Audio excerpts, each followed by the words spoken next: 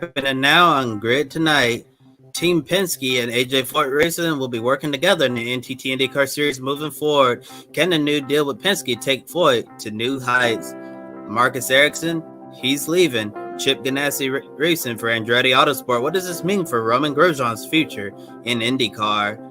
NASCAR and Netflix are producing a new sports documentary series together. What impact can this have on introducing new fans to stock car racing? Hello to all our viewers watching here in the United States and around the world. Welcome to Grid Tonight, your weekly motorsports news program. I'm Kobe Lambert from the Podium Finish. With me, Joshua Birch, Jackson Lambros, and Matt White from Grid Endurance Performance Index.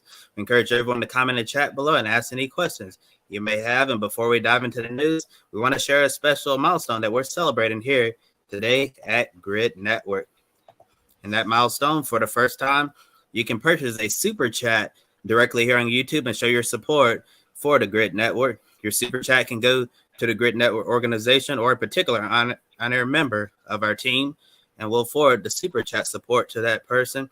We certainly want to thank you here on the air and include your name on the board, and we'll redesign that to include our Buy Me a Coffee supporters. Grid Tonight was our very first program we did here at Grid Network back in 2020 in the middle of the COVID pandemic. Now 3 years later, hitting this milestone. Big thank you to all the viewers who have tuned in and supported us for all these years, and the new viewers who have been joining us more lately. And back then in 2020, it was just a two-man team, myself and Joe Samniego. And since then, you know, we've grown a lot, and we have quite a diverse and experienced team. And it's just been really crazy to see what we've been able to do here at Grid Network, the entire team, Grid Live, Grid Tonight, Encore, our riders on the gridranking.com website. Thank you for that message, Jackson. And we're very excited about our potential in the future of Grid Network. From everyone here, a big thank you and cheers to the future. Next, Josh, take it away with our top story this evening. Thank you, Kobe, and I echo all your words as well. It's amazing. Well, I'm on the beach here at Zandvoort, so I thought I'd dress for the occasion as well, you know, getting all ready. Like a beetle. I know. I felt like that, especially with the beard. I'm trimming it tomorrow before the racing as well, but I feel a bit like either Ringo or John Lennon as well. But anyway, yesterday evening, Marshall Pruitt from Racer.com broke a major story that Team Penske is starting a technical alliance with AJ Foyt Racing.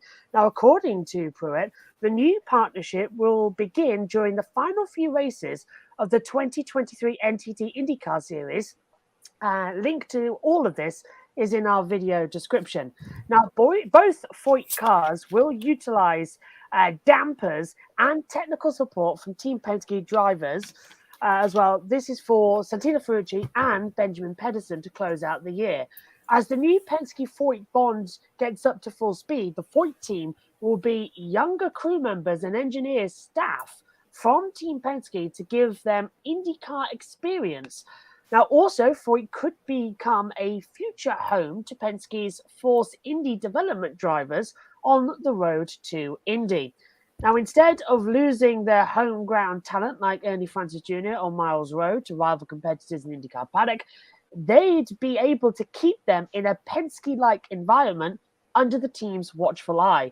Team Penske President Tim Cindric told Pruitt that Penske isn't really the team that likes to put rookies in their Indy cars immediately, but feels like Foyt could be a great starting spot for drivers they've invested in. Everybody can't jump straight into a Penske into the car just like Scott McLaughlin did. Now, Cindric also added that there is 2 or 3 engineers who are already to become race engineers and doesn't want to lose them from the Penske stable. However, they need some room to grow and get some race weekend experience leading a team. So Foyt gives this all the opportunity to learn and develop. The photo taken there by Paul Hernley from Penske Entertainment as well. So do you think this new partnership, is it a turning point for AJ Foyt Racing into really a Penske junior team? And how good is it for the future of the Foyt team itself?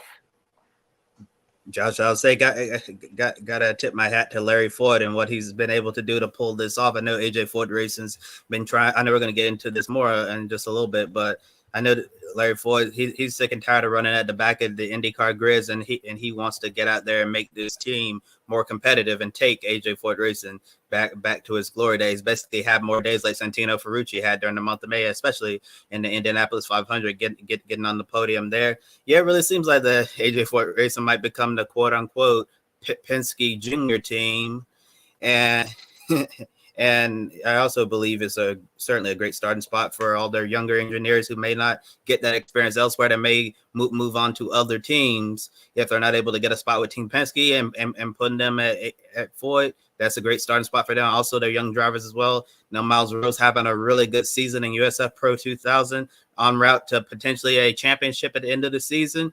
You get that scholarship money, could see Miles Rowe in Indy next in 2024, and maybe spend a year or two there before he's ready to go up to the IndyCar Series. And with Team Penske been in the situation to place their drivers here, that could be a great place for Miles Rowe or any other their development drivers to be. And this also secures the future of AJ Foyt Racing, showing that they're going to stay around for the foreseeable future. I know the last few seasons, there have been some concerns like, how is this team going to survive into the future? And right now, it seems like Larry Foyt and Roger Penske have developed a concrete plan to make sure that's all possible.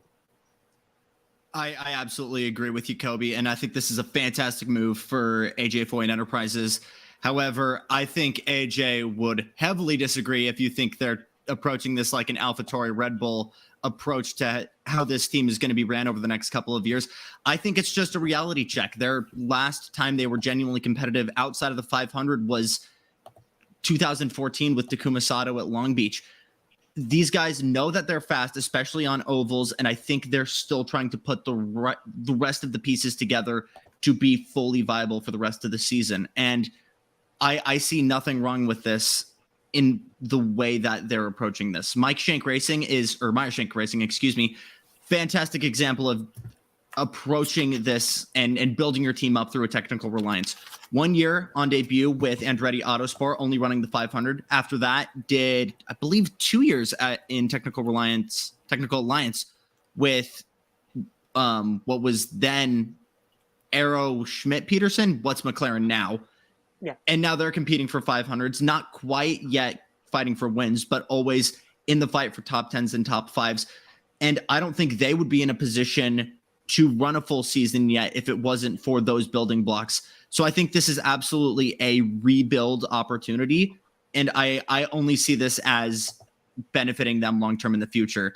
From behind the Mac, don't give Santino Ferrucci a top-tier car at Indianapolis. He can go win multiple 500s with a Penske-type car. You can take that a lot of ways, BTM. And as a behind the mic, I'll be very, very neutral with this, but I will say you're not wrong with what you're saying there. Yeah, it's Scuderia Roger Foyt. Potentially this come together, isn't it, as maybe people are bringing it up. But you're right, Jackson, about MSR. They've got that alliance going with Andretti at the minute. Their drivers, although as we've reported on over the last couple of weeks and will again later on, been revolving door down there, unfortunately, at the end of the season. But they've been sitting in on the Andretti technical and chats, after, debriefs after sessions and stuff. Santino and Ben, if it starts at Gateway this weekend, which we are sounding like it is going to, they're going to be able to sit in with the man of the moment on ovals, Joseph Newgarden. Scott McLaughlin's come very close over the last few years, and Will Power's Will Power. He can win when he wants. Their eyes are going to be opened, aren't they, this weekend? Oh my goodness, look what these guys are doing. Why didn't we think of that kind of deal? And as Matthew rightly points out, Santino has got a great run going at Indianapolis. So when we get back there in May, maybe they can stride forward if he's still with the team, which we expect him to be. So it's going to be interesting to see how they go forward. Will this immediately vault them a couple of rows up the grid in the pecking order over these next few races to end out the season? And how will they kick off next season? It's going to be really interesting to see how this works out. But no negatives from me. But Foyt Penske coming together is just a cool story. It really is, isn't it? Just completely unbelievable in my books that they've actually working together. It's quite the team up as well. It's like Batman teaming up with Superman, in my opinion. But 3 races to go into the end of the season as well with this team up, 3 weeks running as well. And don't forget, we'll be on site at Portland next weekend and on site this weekend because earlier on, our own Alex Anderson sat down with Benjamin Pedersen and asked him about the challenges of being a small team in the IndyCar paddock. And sticking with the topic of your team, AJ Foyt Racing, how does a smaller team like your team kind of view success differently from the top teams? It's tricky. I think the best way is that's always a ever-changing target. It's some weekends like the Indy 500 where we have a lot of pace, then to be outside of at the front, that's not a win for us. But if we've been struggling and we manage to get a top 15 in a weekend, then that's a win. So it's an ever-changing target for us. We unfortunately aren't capable right now of rolling off the truck with cars that are at the front all the time, like some other teams. So we're doing our best, and that target's always changing. But we're trying to make it more consistent. So. And Adam says 2024 IndyCar season will be a crazy one. Alex Palou wraps up this year's championship on Sunday, and me and Adam will be in the commentary box for that one as well. Very much looking forward to having Adam for the final 3 races. Fingers crossed he can do it on an oval. Then again, Alex Palou does not have much luck on ovals. I'm thinking this is going to be when Joseph Newgarden will come back in, but more on that later as we get ready for our pick-up winners later on in the week. Now, in the last several years, Larry Foyt's made it his mission to make AJ Foyt Racing a more competitive organization and finally struck a deal that could eventually take the Foyt name back into its glory days. One of his biggest signings was bringing in highly respected engineer Michael Cannon to oversee the Foyt engineering department. The biggest highlight of the 2023 season for the team has been its performance during the month of May, as Matt touched on earlier on. Both Foyt cars made the Fast 12, and Ferrucci made it to the Firestone Fast 6, who ended up starting on the inside of Row 2 for the Indianapolis 500. He finished 3rd in the race. While the new partnership sounds good on paper, we won't see the full impact of the Penske-Foyt tie-up in the short term as both organizations continue planning their futures together. Now, according to Puett, he's heard from his sources that the new alliance between Penske and Foyt is already attracting a number of quality drivers who want to join this program in the future. Beforehand, Foyt might have been one of the least attractive seats on the grid. When you throw in Penske into the equation, everything has changed in a heartbeat. Now, in the coming years, will the expectations for AJ Foyt Racing change, going from trying to not be a back marker to coming into contention for the top 10s, podiums, and potentially even race wins? God, it's just like, Josh, it's very similar to what we were talking about a couple weeks back with Alpine and kind of how they set this game plan over time. And I feel like there's probably a little bit of pressure here if that doesn't happen. But with that being said, Roger Penske is not an individual who opens up doors for technical alliances very often. This is the first time in my memory that I've seen a technical alliance between Team Penske and another team. And I believe that I don't think Penske wouldn't do this if he didn't believe AJ and his crew weren't able to lift themselves up and to have some sort of sense of mutual benefit for both.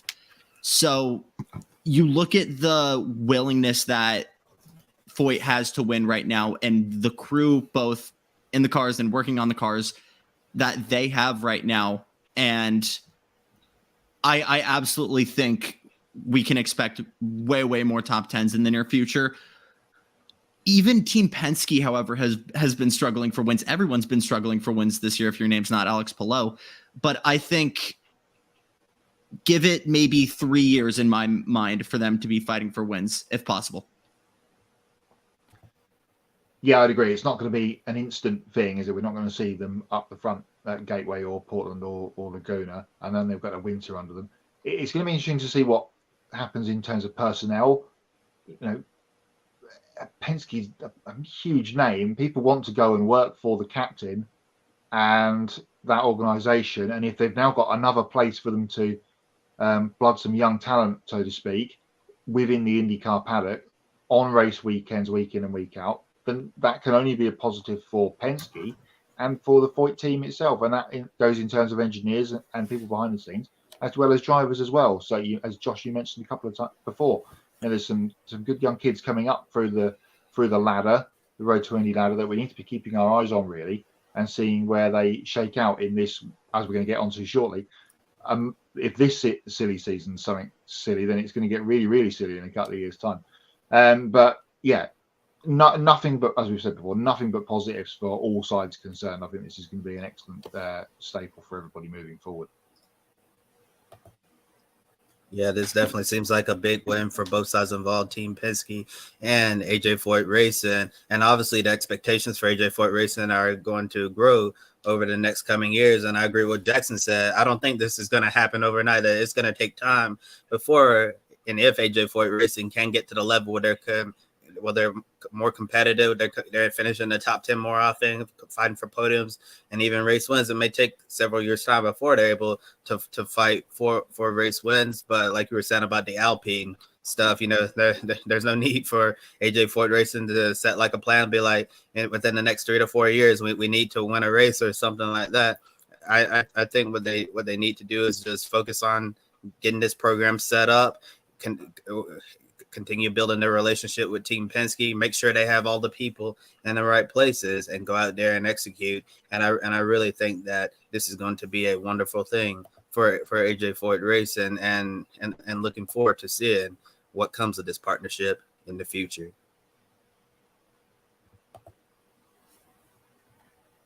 Absolutely, and I'm very much looking forward to this now coming up as well, because we're going to throw over to Jackson to lead us into our second story, giving him more responsibilities here on the show, and I'm very much looking forward to hearing what he's going to say. So Jackson, the show is in your hands.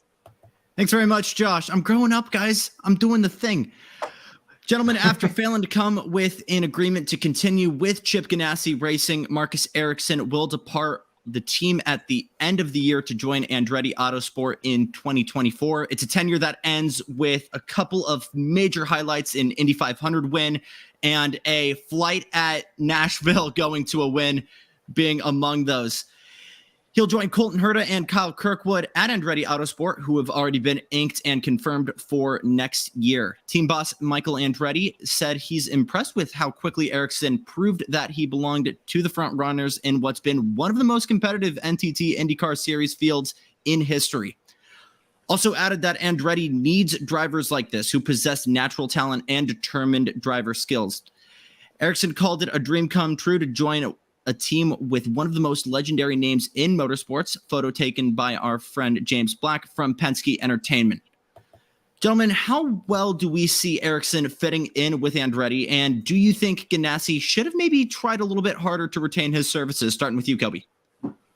I certainly think this signing with Andretti gives Marcus Ericsson the validation that he was looking for, that a top team in the IndyCar Series is willing to pay for his services, because that's what Marcus Ericsson wanted to get from Chip Ganassi. He wanted to be paid top tier money in IndyCar, because he believes that he's a driver who's deserving of that. And obviously, when you have a Scott Dixon and an Alex Palou on your roster, Chip kind of has to decide like who he wants to prioritize in those situations. And obviously, it seems like Chip is obviously gonna prioritize Scott Dixon until the end of his career. Alex Palou, how well he's been running lately, it really seems like that Palou has recommitted himself to Chip Ganassi Racing, and with all the great things we've seen from him, I guess it makes sense that Chip Ganassi is going to prioritize Dixon and Palou, and then that left Ericsson, kind of without a seat. So looking over at Andretti, I think it'll be an interesting partnership with him, Colton Herta, Kyle Kirkwood,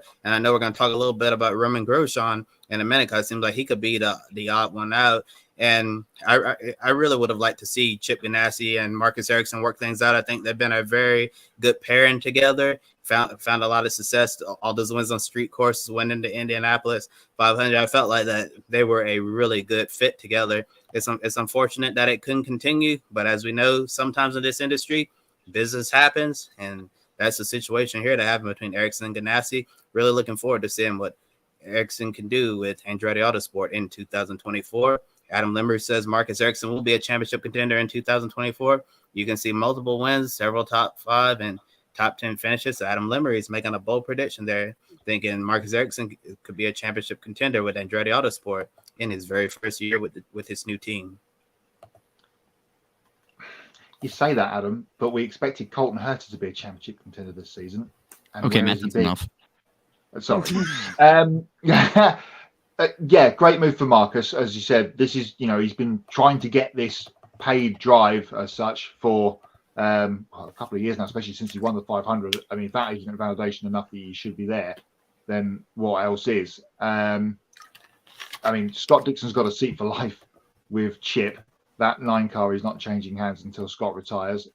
And with all the Pelot stuff that we've been talking about last week, especially going on over here, Marcus has been kind of sat there twiddling his thumbs going, what about me? And he's finally had enough of that and decided he wanted to make the move. So, yeah, I think they probably should have tried to keep him a little bit harder, but it's been a bit of a merry-go-round at Ganassi, hasn't it? I mean, they had that stalwart sort of Scott and Dario and a little bit of TK at the end there for such a long time. But over the last little while, it's been a bit of a revolving door. Matthew says a guy that was a lap away from becoming back-to-back Indy 500 winner, changing teams is a massive deal. I hope it works out for Marcus. I agree. And, his experience of being at Ganassi will only improve Andretti going forward over the next couple of years with Colton and Kyle, just as the 3 of them. Who he goes in the 4 car, we're going to talk about that briefly in a moment, but just those 3, if it was just a 3-car team, you'd look at that lineup and go, well, yeah, they're going to be race and championship contenders. Yeah, don't remind me. It was only a lap away. I mean, I was calling and saying, it's done it 2 in a row, and I was going to get my pick a winner right and everything. No, never mind. It feels weird being on this side of the show. We were talking about it last week. I said about how Romain Grosjean probably wouldn't be in the 28 car going forward. Now, a week later, it's all coming about that. We still don't know where Grosjean is, but we know that we've got coming in is Marcus Ericsson in the Andretti lineup. Where he's going to fold in, we're still not too sure. But I think it's a great deal for Ericsson to get through. And I can't remember who put it. I think it was Ben. Matt, you might have said it too. If Grosjean does leave, Ericsson's punched him out. I thought that was brilliant. Ericsson has actually caused a problem here for Romain Grosjean. But I said it would probably be Pelot who takes over the 28. And we've got that one wrong, isn't he? Because it looks like he's going to stay still at Chip Ganassi as long as he possibly can. McLaren now starting legal proceedings as well. It's all going up in the air, isn't it? So I think Ericsson is a very good fit with Andretti going forward. It's going to be a very interesting partnership. And I think Andretti has been lacking race-winning talent since Rossi left. And Rossi didn't win for a year. So I think this is a much-needed kick up the posterior for both Ericsson and Andretti to get back up into the contending fields. Guys, we called Marcus Ericsson a couple years ago the sneaky Swede just because he was always kind of back there in contention, always a dark horse. And it's that kind of consistency, I think, that Andretti could especially use right now. We talk about how inconsistent but fast Colton Herta, Kyle Kirkwood can be. And I think that'll be probably a bit of, we'll say, Marshall Pruitt cartoon anvil insurance for Andretti Autosport. But Matt, fantastic points there. Scott could be in that car till he's 60, and I don't think Chip would care.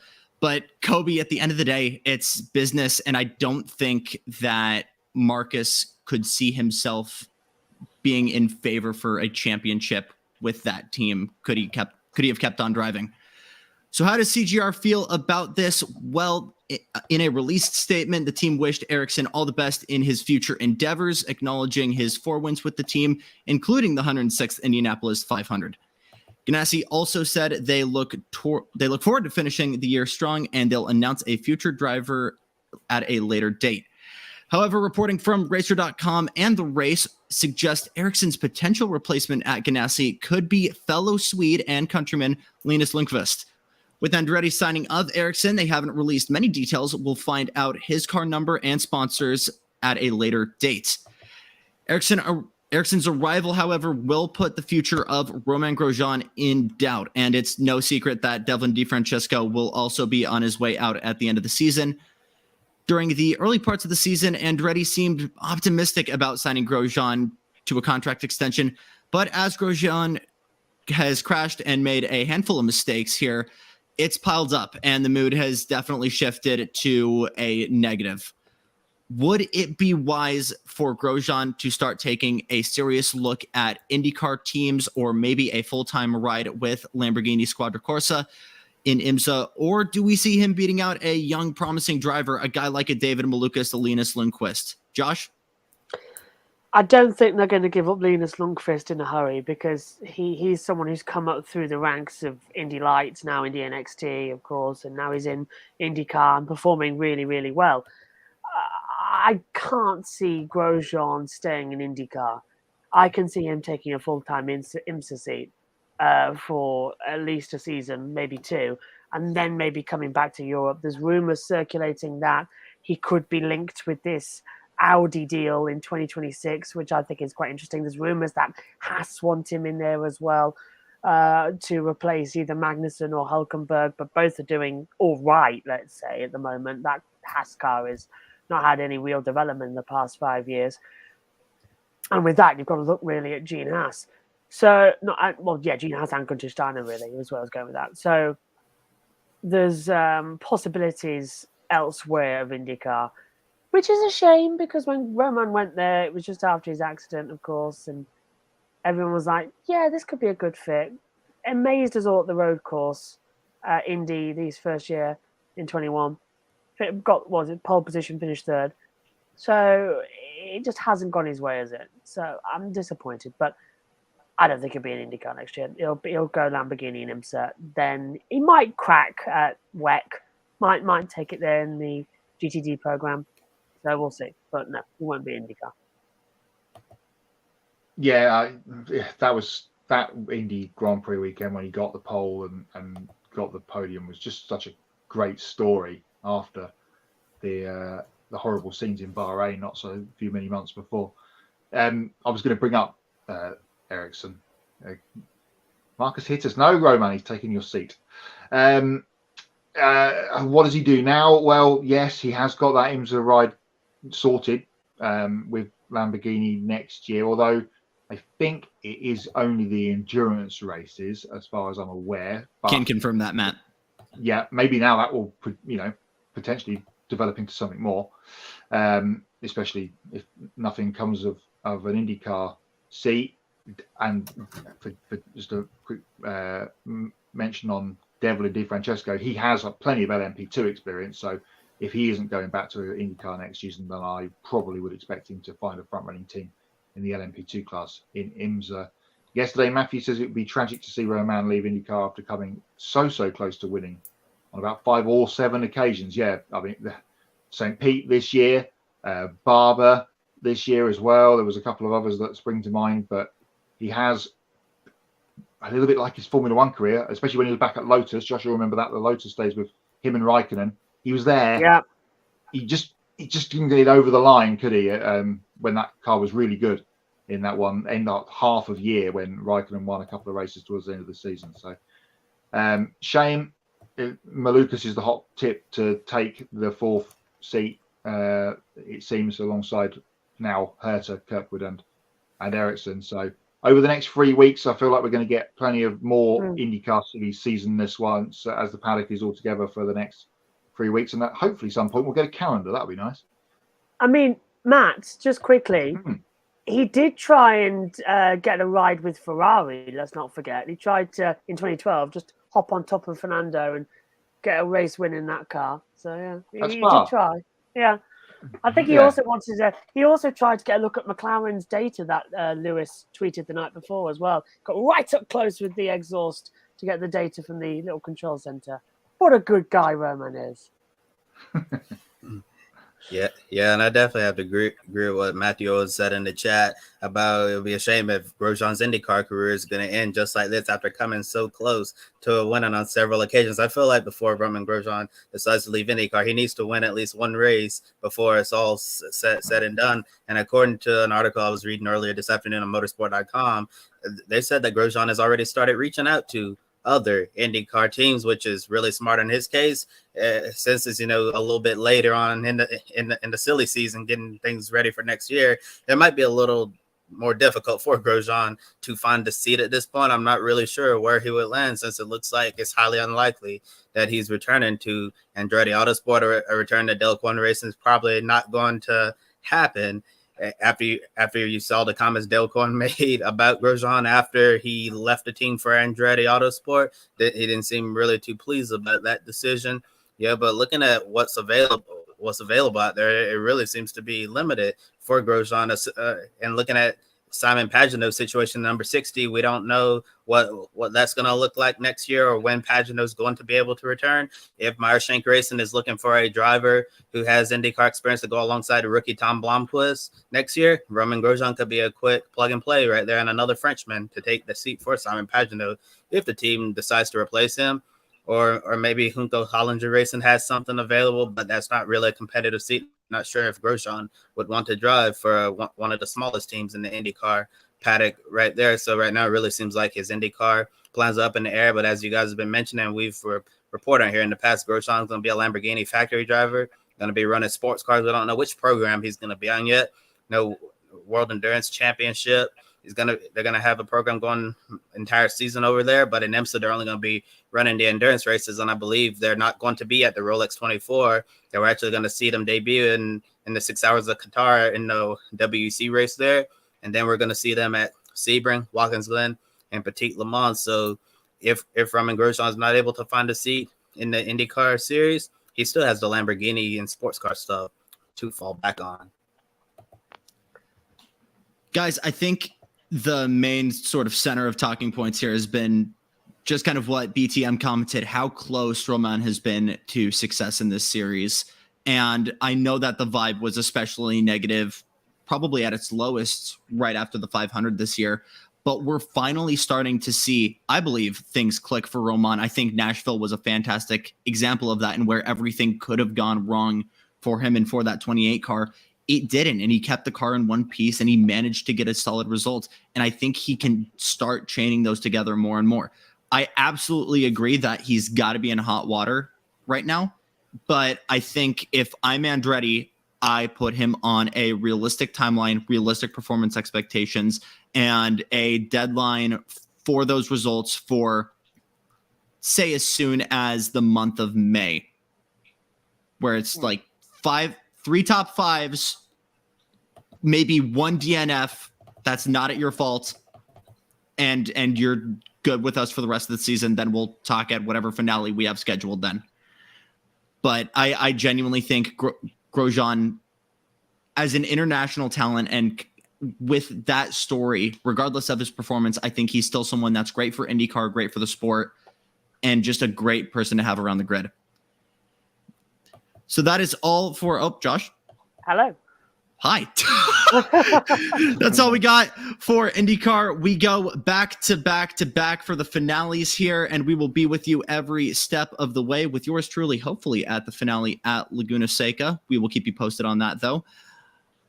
Over at NASCAR, though, another very, very interesting story developing. Josh Bursch, what's in store? Well, NASCAR and Netflix have created a new one. You may have Netflix and chill, but this is Netflix and thrill now for NASCAR. They've started working together on a new sports documentary series that will focus on the 2023 Cup Series playoffs and the Championship 4 race. Now, filming is already underway as the 16th and final spot for the post-season is up for grabs this Saturday night under the lights at Daytona. This new series will feature exclusive access to drivers and teams, giving everyone a behind-the-scenes look on and off the track while exploring the physical and mental challenges of competing for championship at the highest level of stock car racing in the world. Now, the new docu-series will premiere in early 2024 with a total of 5 45-minute episodes. Dale Earnhardt Jr., Ben Kennedy, Tim Clark, Matt Summers, and Tally Hare of NASCAR Studios will serve as executive producers on the production side. They'll be working closely with Connor Schnell and Libby Guest, who both worked on The Last Dance, 30 for 30, and OJ Made in America. The latter, a very powerful documentary as well. Now, and also coming with that one as well, Alan Cohen of Worlds and Pictures will also join the team. Need glasses on now. The big announcement comes a year after the last year's Race for the Championship Series premiered on the USA Network and received plenty of positive feedback. In the past, NASCAR has faced criticism over putting more focus on comedy instead of producing something that can be taken seriously and bring in more fans. The graphic courtesy there of Thinball Pen as well. Now, if this project is done the right way, could it be potentially have a Drive to Survive type of impact by shining the light on NASCAR and bringing in a new audience? Well, you mentioned Drive to Survive, and I haven't watched any of it since the end of season 2. Yeah. So, since the pandemic series, not seen a bit of it, probably because there's a race every weekend. Oh, you're cruel. And with kids, it's got time. But I heard lots of good things about the Race for the Championship last year. Matthew's in the chat watching along. He was fizzing about it every week that it came out and was dropping comments in our group chat saying how good it was. So, you know, if this is done right, then yes, it can give a boost. But in the global non-motorsport market, let's say, are many people going to know what NASCAR is outside of they go around in circles and crash quite often? It's not got the mystique of Formula One, but also let's hope it doesn't fall over its own toes like the MotoGP Amazon season did 2 years ago, which sounded like it was going to be amazing and then went away as soon as it came out, and there was all those an awful launch. I think that was more down to Amazon than it was the actual show.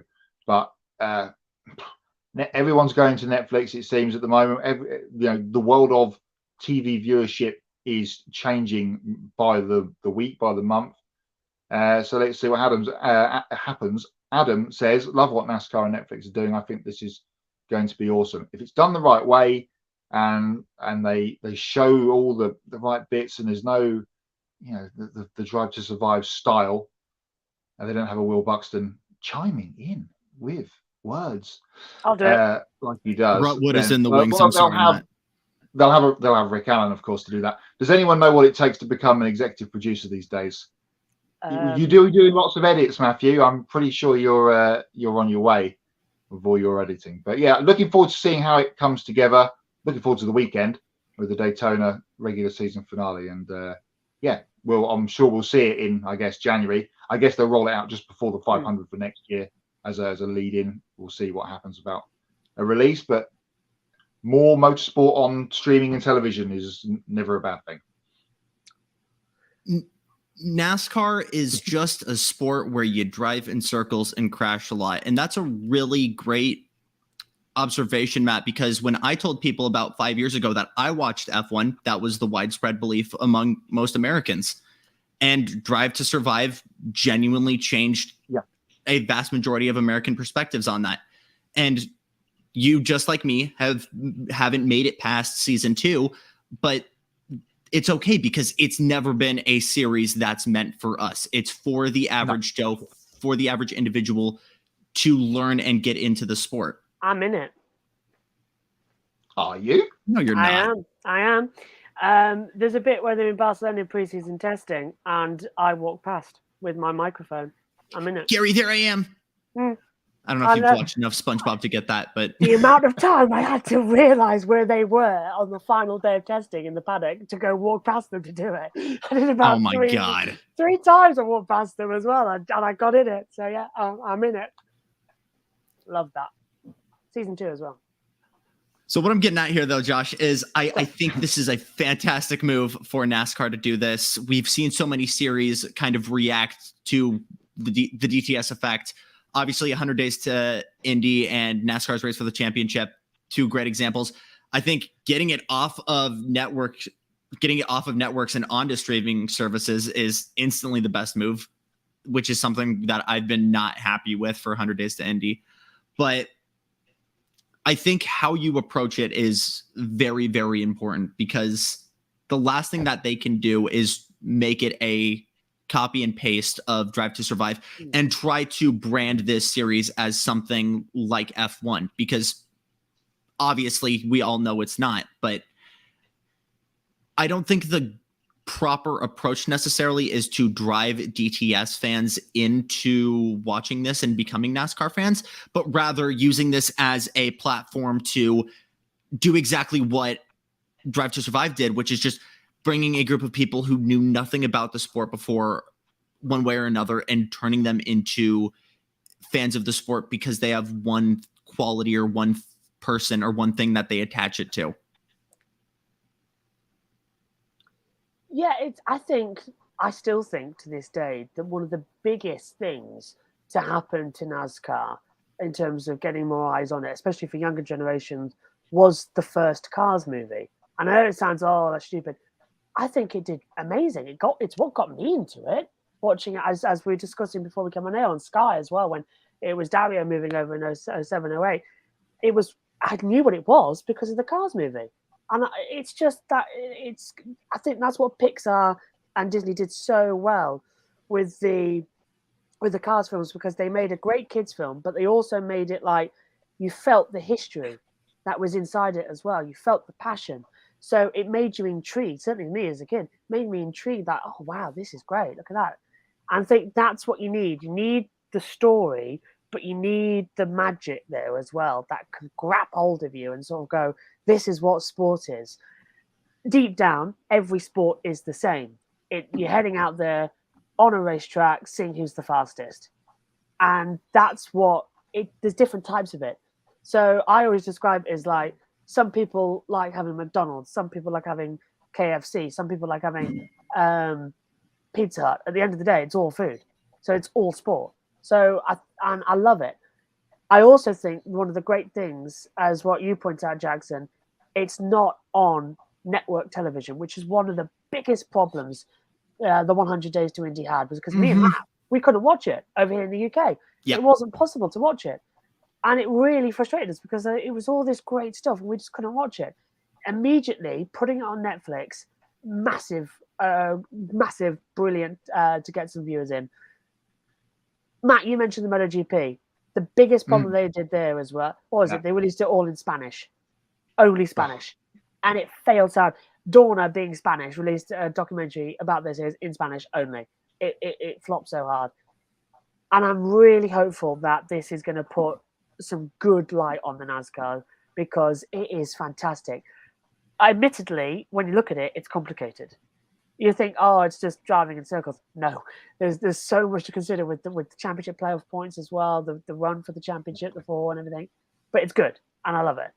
And adding on to that really quick before we move on here. Sorry, Matt, can I barge in here? Go on. No, you go first.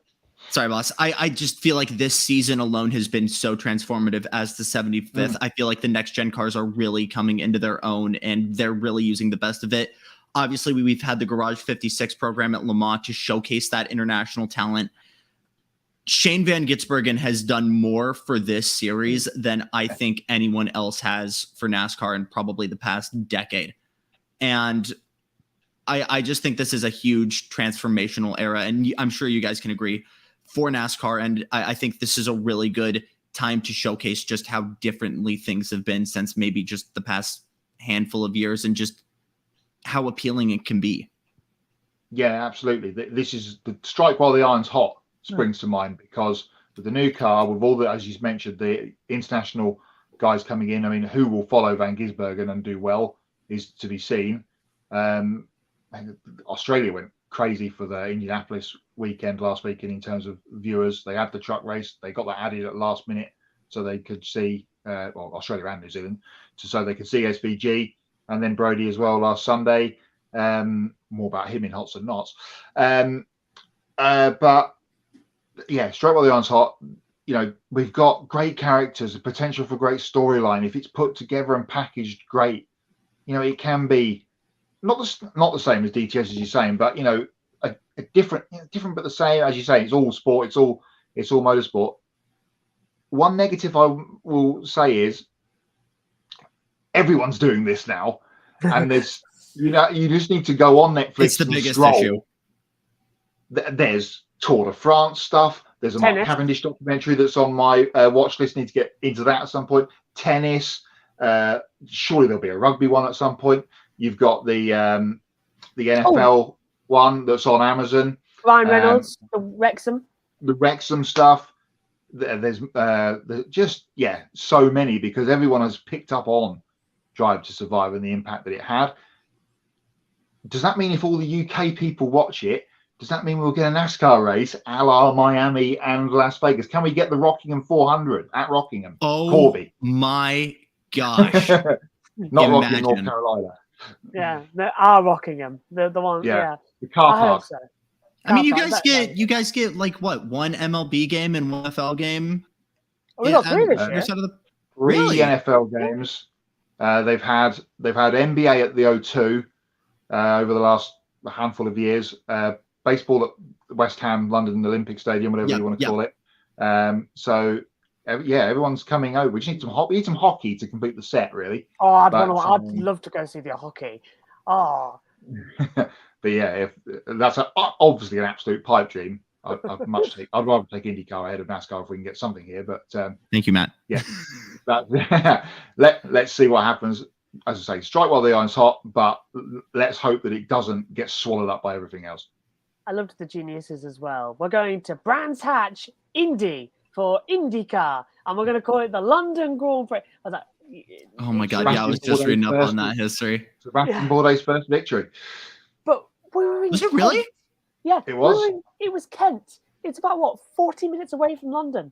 It's Kent on a Monday. It was a bank holiday. Oh. Paul O'Neill won one of the touring car support races in an Egg Astra. Yeah, I forgot about that. In the good old days. I mean, it's the exact same with Phoenix International Raceway, which is in Goodyear, Arizona, 30 minutes from downtown. It's just what's a name that sells. Yeah, to be fair. Although I would love it. I'd love it. I love it. I can remember when IndyCar raced at the Rockingham Speedway in the UK, needs to return ASAP. I remember that too, yeah. Lee Diffie that was his first ever IndyCar call for Lee Diffie back on the BBC. In those days. Yeah, he was one of us.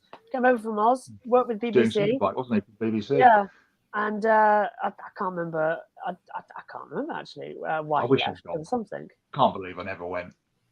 It's 40 minutes from where I'm sat now. Do we think that Zanardi's incident at Euro Speedway might have muddied those waters, even to this day? Yeah. Yeah, 100% chance. Yeah, I mean, it's the reason why there's a certain F1 race on the West Coast that will probably never have an IndyCar equivalent to it again. Even 12 years now after that happened. Oh wow, yeah, it is 12 years, isn't it, coming up? Oh God, it is in a couple of months. Wow.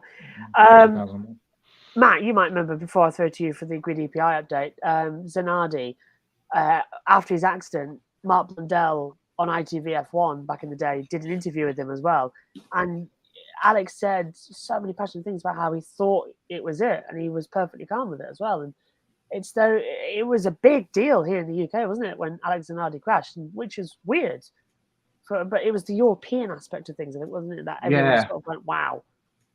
Yeah, I guess so. Them coming back to Europe for the first, I think it must have been the first proper time after the Brands won earlier in the year, and it was the week after 9/11 as well. And it was just oh my gosh, yeah, and then of course, just have a moment about Alex Zanardi. He comes back from that. He finishes the race the year after. Yeah.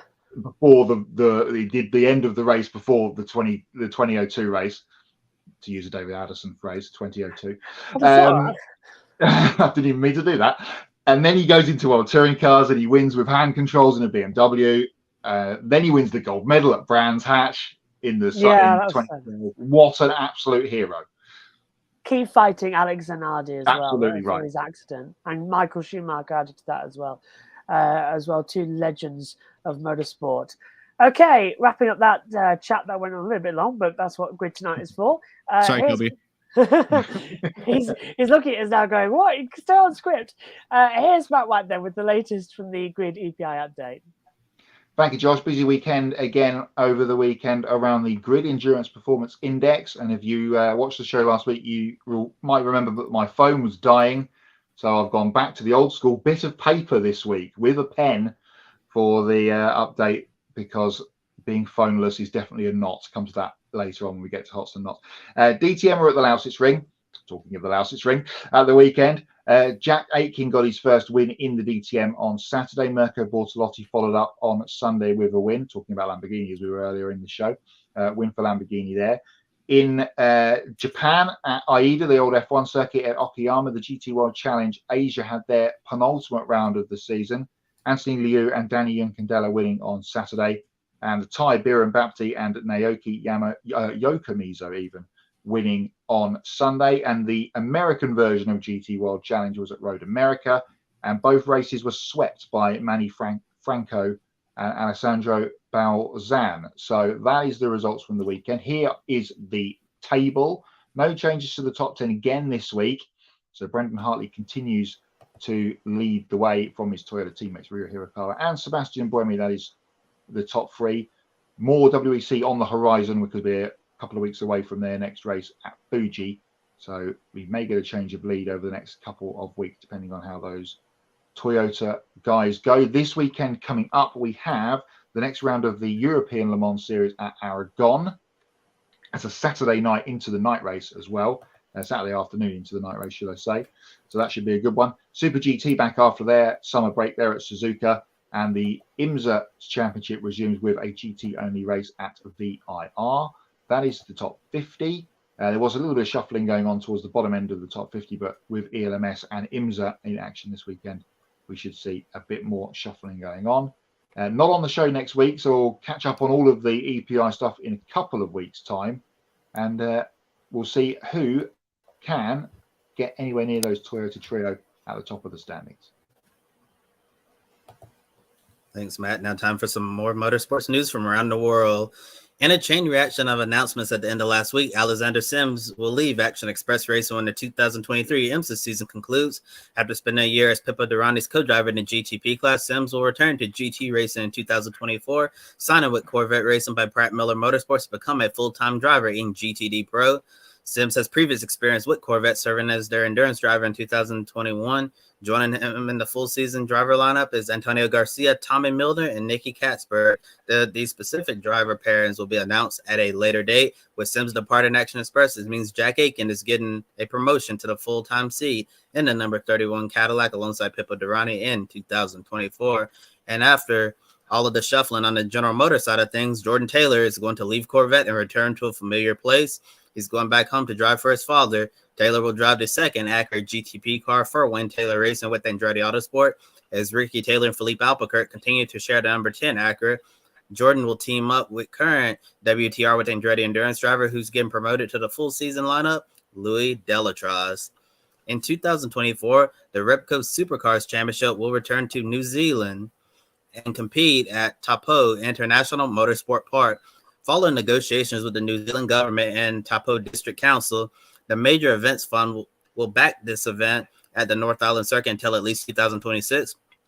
Supercar CEO Shane Howard said it's been a key priority to return to New Zealand and its passionate fan base. The series previously raced at Pukekohe Park in New Zealand from 2001 to 2007, then 2013 to 2019, and one final race in its history in 2022. Who can remember the epic battle between Shane Van Gisbergen and Cam Waters? Photo courtesy of the track. And now let's catch up on a busy week in Supercars silly season.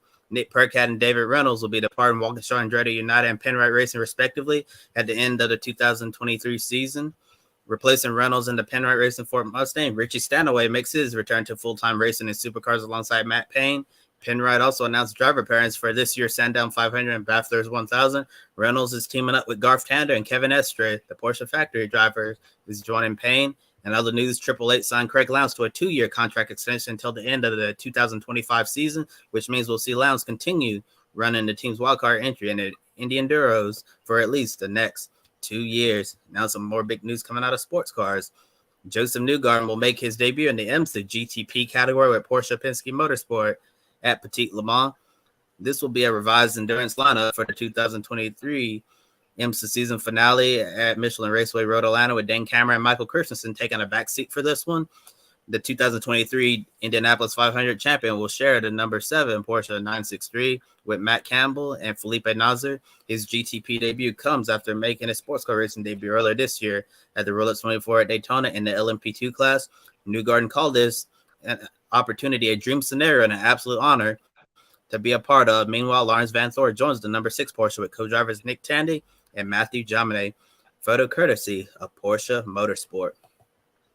This morning, NASCAR Craftsman Truck Series team GMS Racing announced they'll cease operations at the end of the 2023 season. A separate entity, GMS Fabrication, will also close its doors.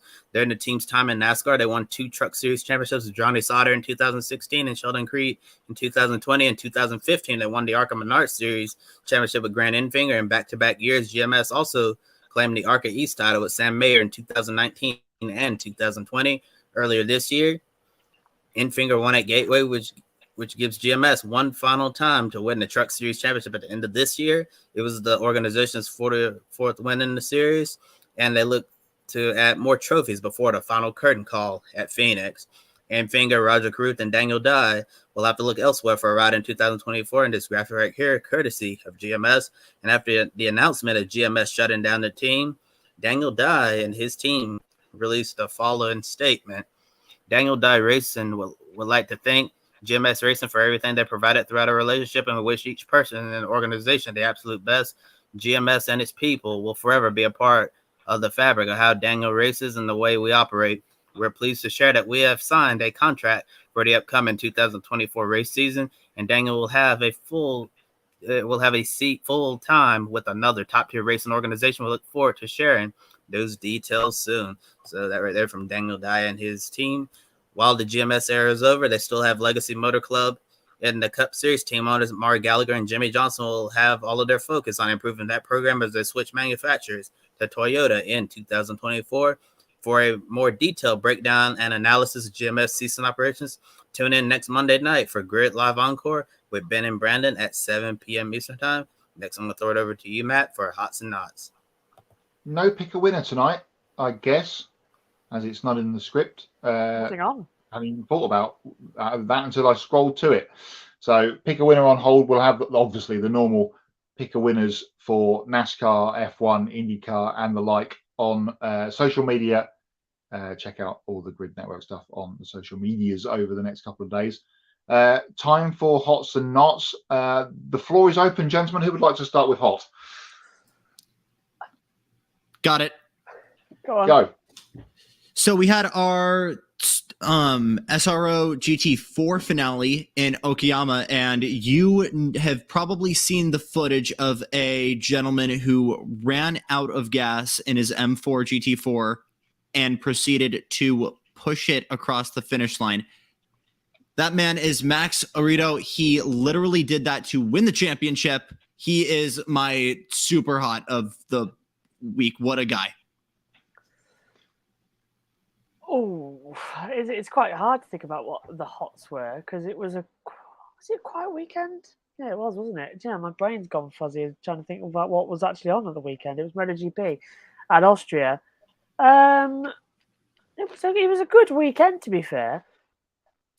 I would say my absolute hot would be Moto 3.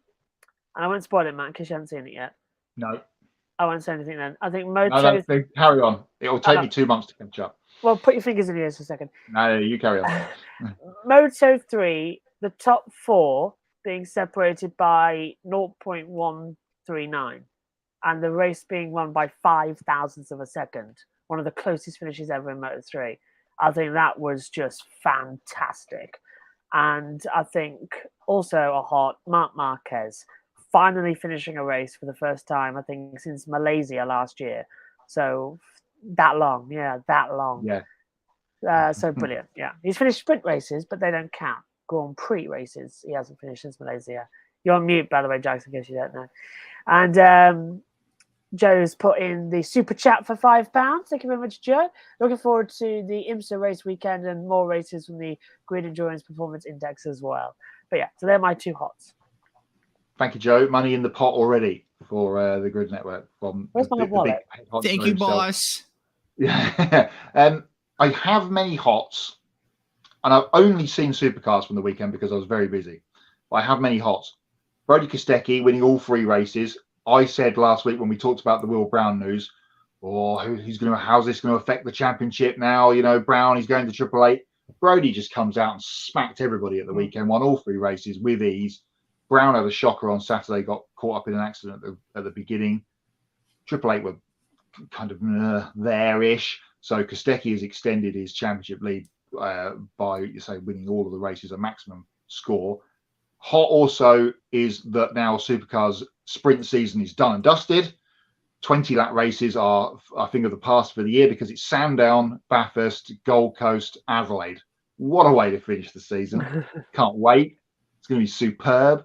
Hot Thomas Randall, pole position for Tickford when Ford have been nowhere all season, and then he got on the podium in all 3 races.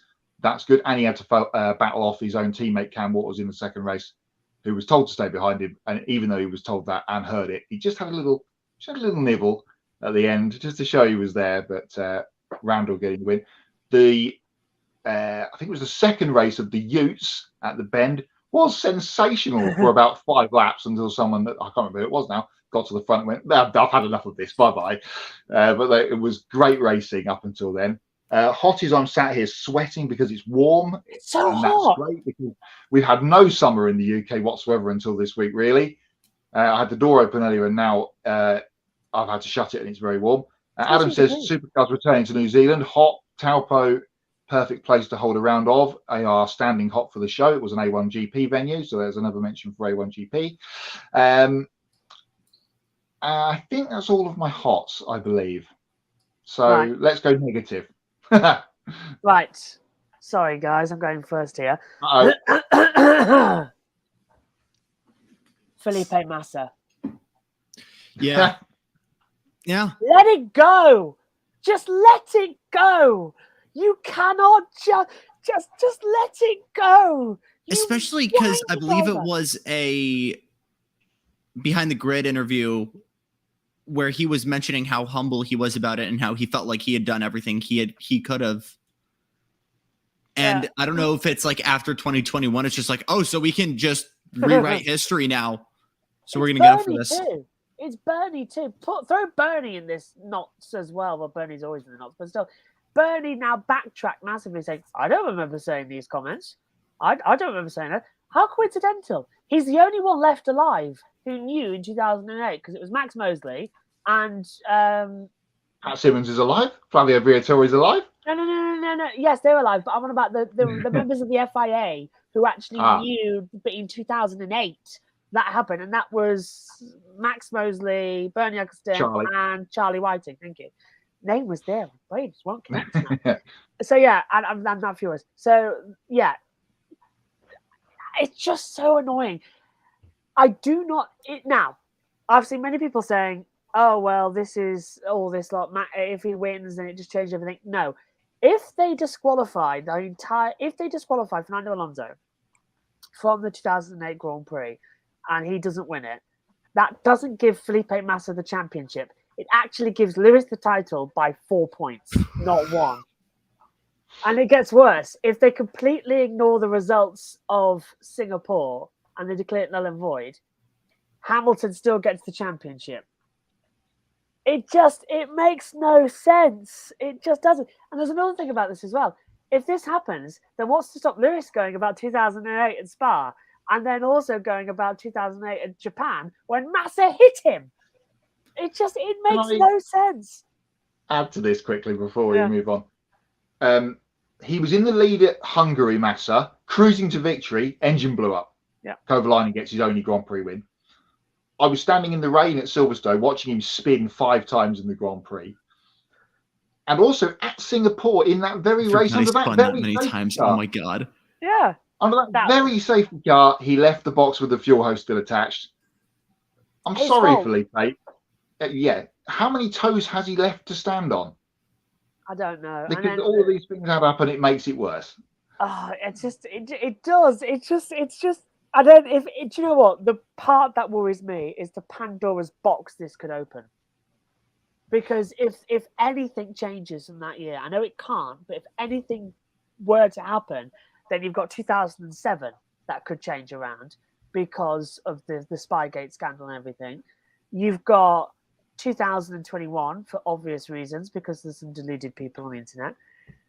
And then you've also got throwing in there as well, how about Austria 2002 when Ferrari made Barrichello give up Schumacher? What do you do then? What do you do about Australia in 1998 when Hakkinen was let through by Coulthard? Or Jerez 1997 where Coulthard let Hakkinen through. Hakkinen won the race and Villeneuve still won the title, but it was only in P3. Should that now be a P1 for Villeneuve?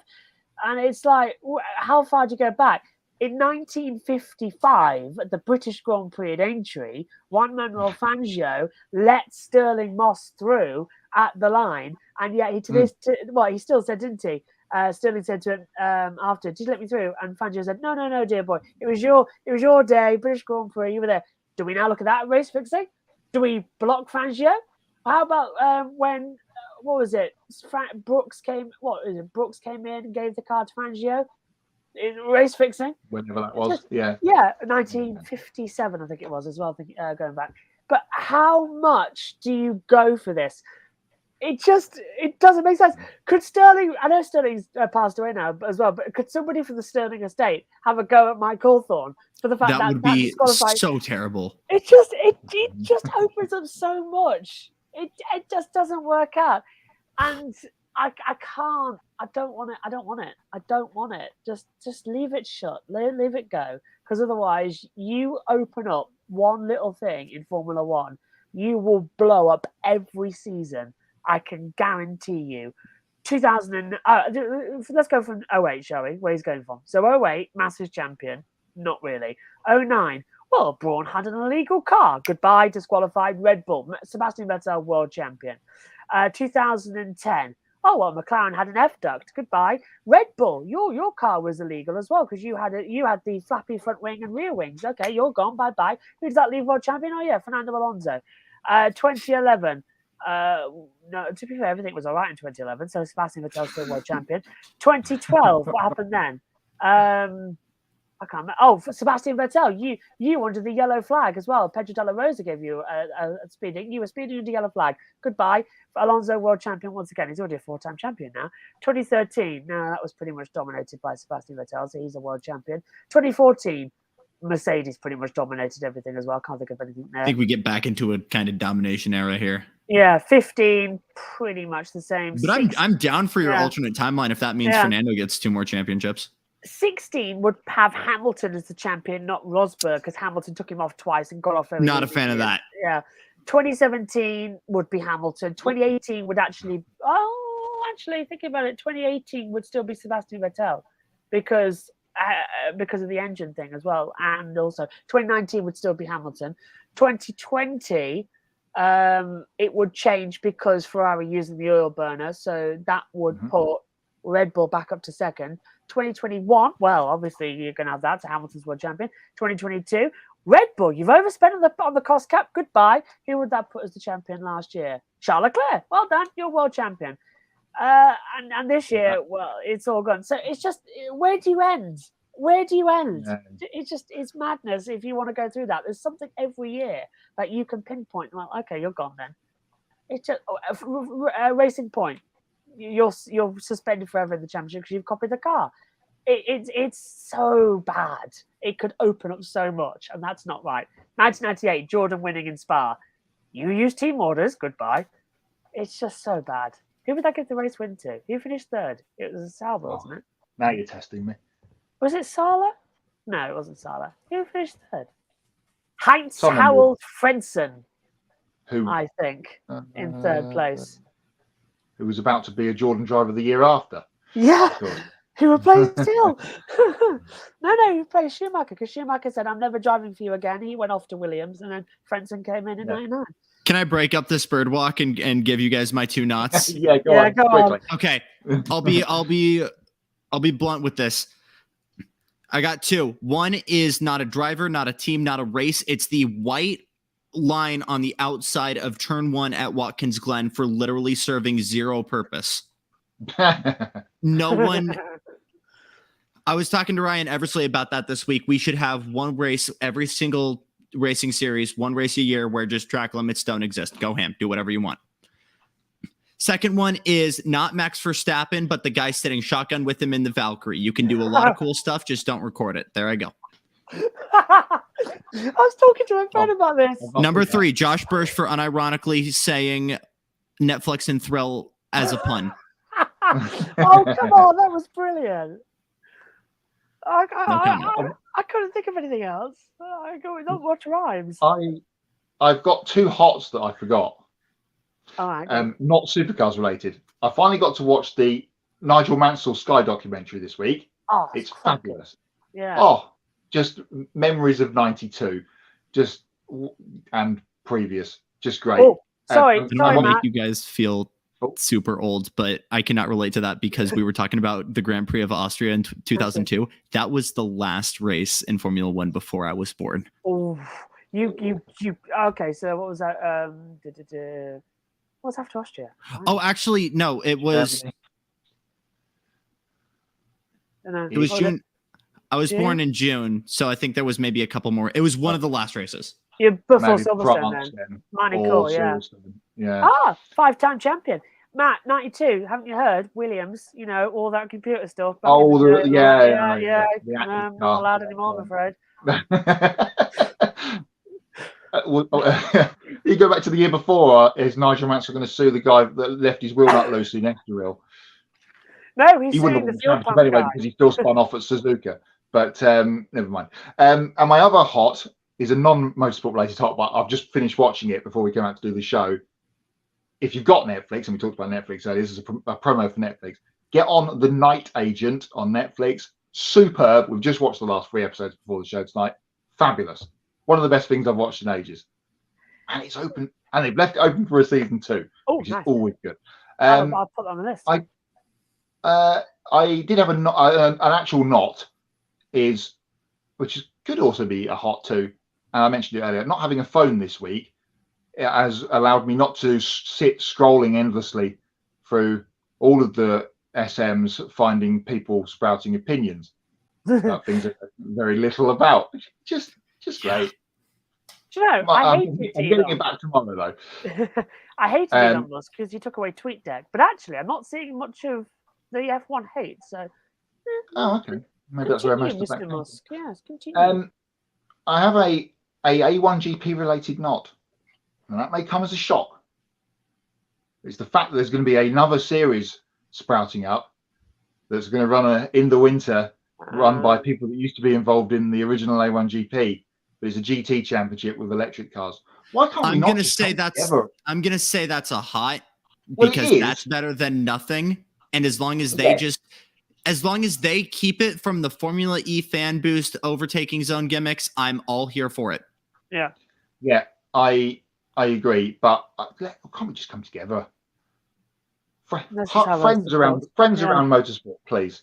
And I think that's probably it because I say I only really watch supercars at the weekends. I was so busy. And there wasn't much to complain about really, apart from the big crash in the Ute race at the beginning of race 4, which was a bit of a shocker. But otherwise, I think we're pretty much done. You'll be happy to hear, and just going to take us out.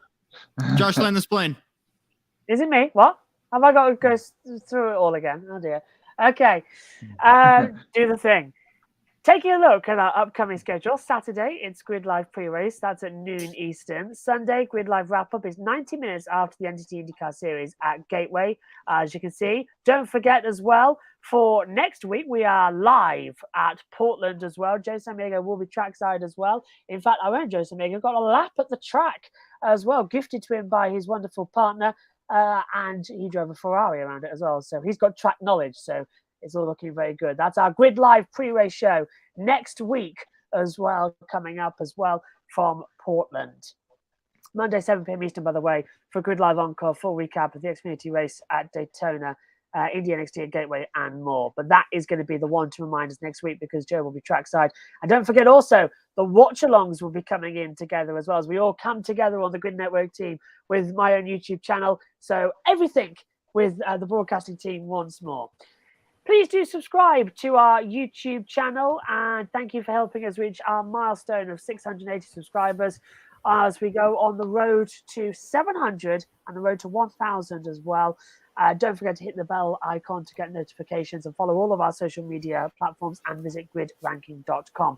Take 5 minutes to invest in the Grid Network through Patreon. Join Colin, Mark, Tashelle, Robin, and David in investing each month in the Grid Network. We encourage you to join the amazing group of people who keep us on the air. And once we hit $500 per month, we can start expanding our coverage and covering more races, getting people into the team as well, and going on site. The link to all that is in our video description.